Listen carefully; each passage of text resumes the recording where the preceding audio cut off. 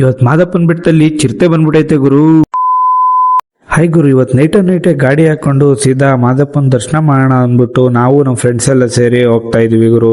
ಪ್ರೇಮ ಚಂದ್ರಮಾ ಕೈಗೆ ಸಿಗುವುದೇ ಹೇಳೆ ತಂಗಾಲಿ, ಸೂಪರ್. ನೀ ಹೇಳೆ ತಂಗಾಲಿ.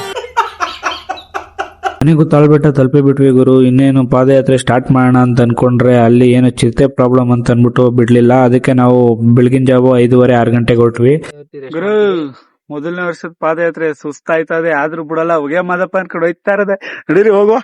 ಕೊನೆಗೂ 2 ಗಂಟೆ 20 ನಿಮಿಷದಲ್ಲಿ 19 ಕಿಲೋಮೀಟರ್ ಪಾದಯಾತ್ರೆನಂತೂ ಮುಗಿಸ್ಬಿಟ್ವಿ. ಸ್ವಾಮಿ ದರ್ಶನನೂ ಕೂಡ ಮಾಡ್ಬಿಟ್ವಿ ಗುರು. ನೆಕ್ಸ್ಟ್ ಗುರು, ನಮ್ ಚನ್ನಪಟ್ಟಣ ಮತ್ತೆ ರಾಮನಗರ ಗೆಳೆಯರ ಬಳಗದ ವತಿಯಿಂದ ಸುಮಾರು 14 ಟನ್ನಷ್ಟು ಕಲ್ಲಂಗಡಿ ಹಣ್ಣನ್ನ ವಿತರಣೆ ಮಾಡ್ತಾ ಇದ್ರು. ಅಲ್ಲಿ ನಾವು ಸ್ವಲ್ಪ ಹೋಗಿ ಅಲ್ಲೊಂದ್ ಸ್ವಲ್ಪ ಹೆಲ್ಪ್ ಮಾಡಿ 7 ಕಾಲ್ಗೆ ತಿರ್ಗಾ ಬೆಟ್ಟದ ಕಡೆ ಹೊರಟ್ವಿ. ಏನಕ್ಕೆ ಅಂತಂದ್ರೆ ಚಿನ್ನದ ತೇರ್ನ ನೋಡೋಣ ಅಂತ ಹೋದ್ವಿ.